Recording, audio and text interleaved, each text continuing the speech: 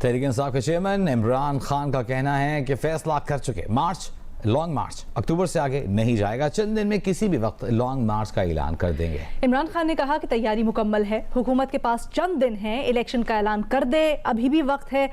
ये भी कहा इमरान खान ने कि मुज़ाकरात हो भी रहे हैं, नहीं भी, बैक चैनल पर जो भी हुआ उसमें वजाहत नहीं है।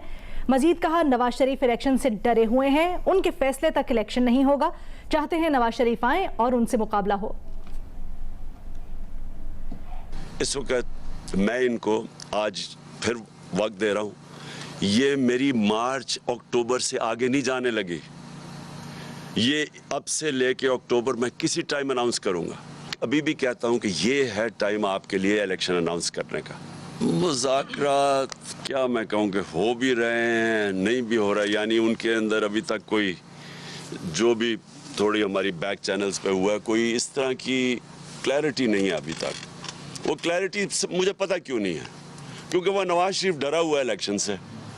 वो जब तक नहीं फैसला करेगा इलेक्शन नहीं होगा। तो मैं तो चाहता हूँ कि वो आए और उसके साथ मेरा मुकाबला हो।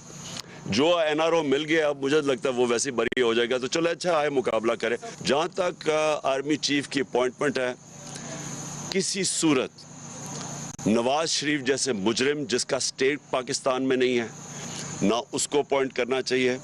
और जरदारी मुझे बताएं, क्या ये क्वालिफाइड हैं मुल्क के आर्मी चीफ को अपॉइंट करने के लिए? आर्मी चीफ मेरिट के ऊपर आना चाहिए, ना इमरान खान का आदमी होना चाहिए, ना किसी और का आदमी होना चाहिए।